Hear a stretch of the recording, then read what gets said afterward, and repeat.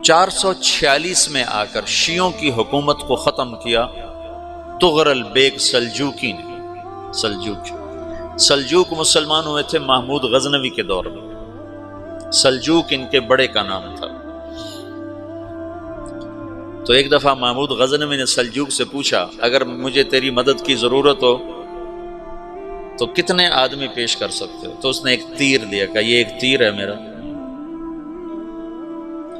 کسی کو یہ تیر بھیج کر میرے علاقے میں بھیج دو تو چند گھنٹوں میں 1,00,000 تلواریں تیرا پیرا دینے کے لیے تیار ہوں، ہمارے پاس اتنی طاقت ہے۔ تو یہ سلجوک کی نسل میں تھا تغرل بیگ۔ اللہ تعالیٰ نے جب عرب زوال کا شکار ہو گئے اور ضعف کا شکار ہو گئے، جیسے بڑھاپے کا کوئی علاج نہیں، جب قوموں پہ زوال آتا ہے تو اس کا بھی کوئی علاج نہیں، پھر اور قوم کو جگہ ملتی ہے۔ جیسے بڑھاپا ایک فرد پہ آتا ہے، ایسے بڑھاپا قوم پہ آتا ہے۔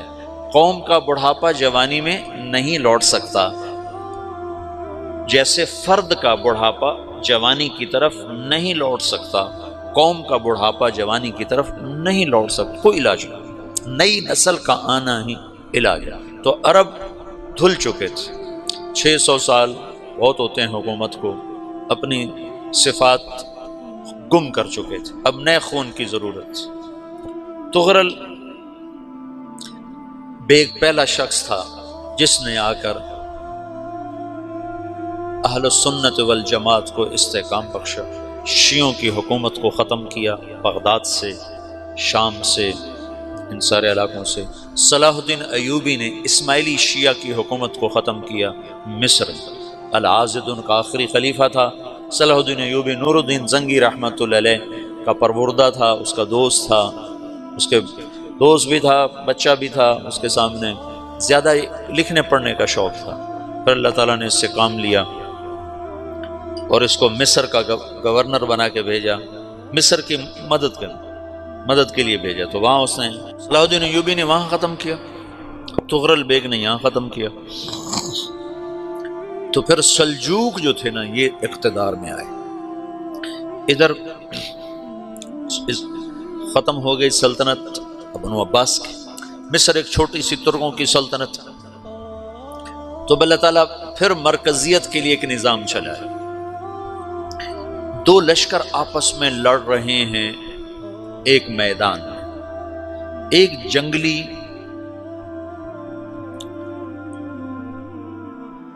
بدوؤں کا قافلہ، جنگل کے لوگ اپنے قبیلے کو لے کر، ایک جنگلی قبیلہ اپنے سردار کے ساتھ نقل مکانی کر رہا ہے ایک جگہ سے دوسری جگہ۔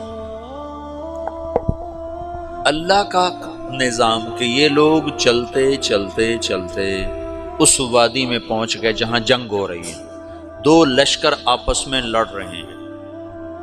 جب یہ وہاں پہنچتے ہیں تو ایک لشکر کے قدم اکھڑ رہے ہیں اور دوسرا غالب آ رہا ہے۔ ان کو نہیں پتا شکست کھانے والے کون ہیں اور فتح پانے والے کون ہیں، ان کو نہیں پتا۔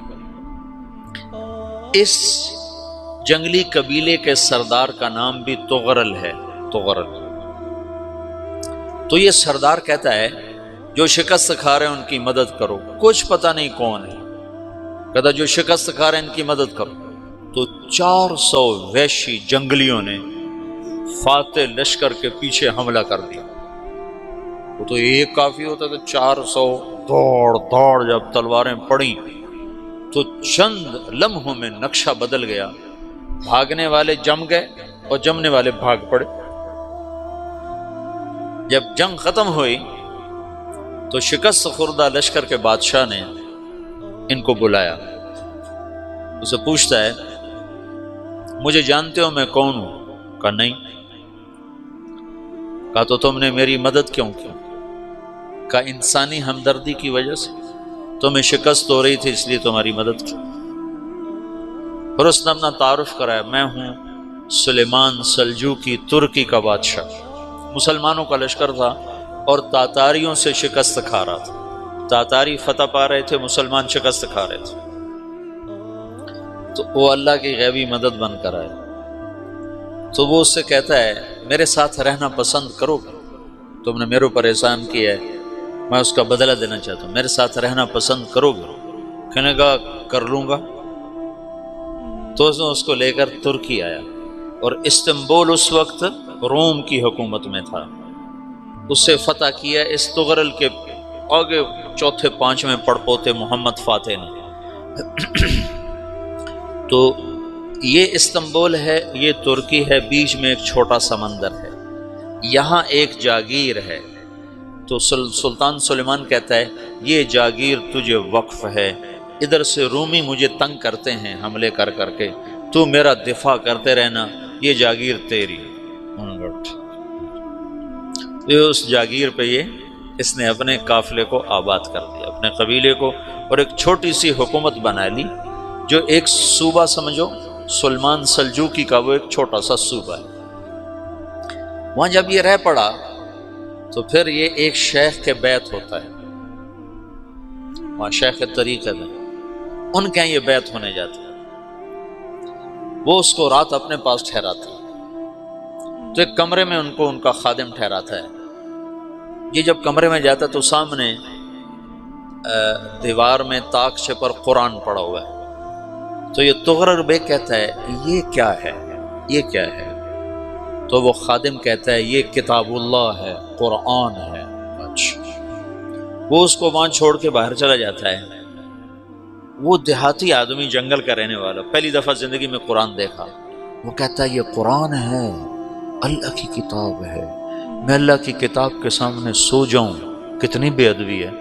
تو اس نے ایسے قرآن اٹھایا اور سر پہ رکھ لیا اور کھڑا ہو گیا، ساری رات قرآن سر پہ رکھ کے کھڑا رہا۔ رات کے پچھلے پہر اس کو خواب آیا،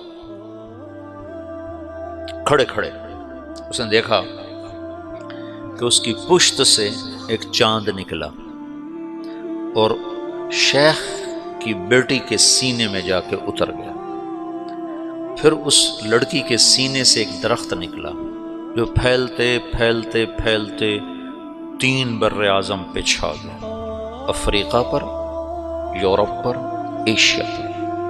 پھر اس کی آنکھ کھل گئی، وہ کھڑا ہوا ہے، تو اس نے صبح یہ خواب اپنے شیخ کو سنایا، تو انہوں نے اپنی بیٹی اس کے نکاح میں دے دی۔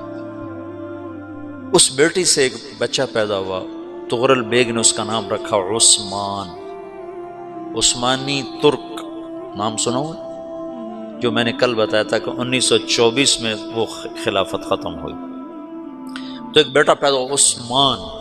عثمان نے پھر ایک نئی اسلامی حکومت کی بنیاد رکھی جو 1924 تک چلتی رہی، کوئی 800 سال یہ حکومت چلی۔ تو حکومت کا شرازہ بکھرا، لیکن پھر جڑ جاتا تھا، اور وہ قرن اول والا جوڑ کبھی نہ پیدا ہوا، ٹکڑے بن گئے۔ ان ٹکڑوں میں اللہ لوگ پیدا کرتا رہا جو دعوت دیتے رہے، دعوت زندہ رہی، جو تربیت کا نظام تصوف کے ساتھ تھا اب وہ تبلیغ کے ساتھ۔ 2 لشکر آپس میں لڑ رہے ہیں ایک میدان، ایک جنگلی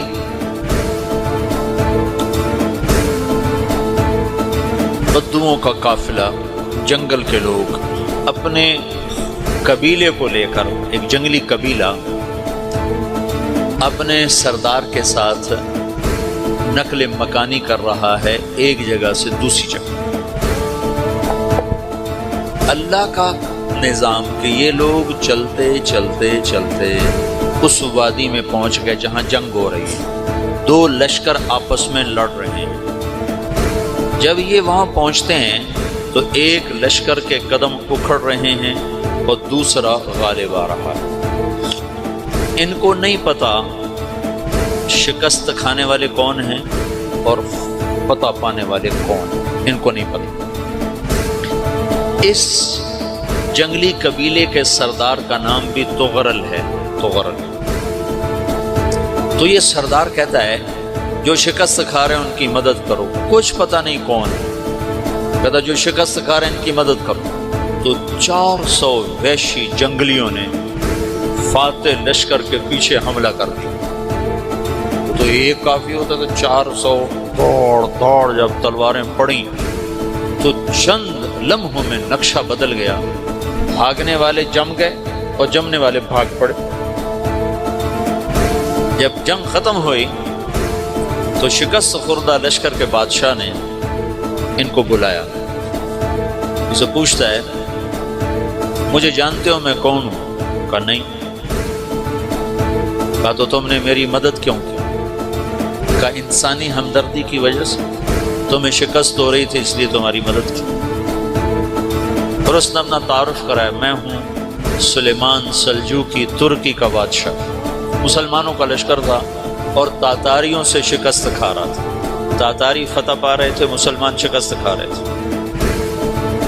تو وہ اللہ کی غیبی مدد بن کر آئے۔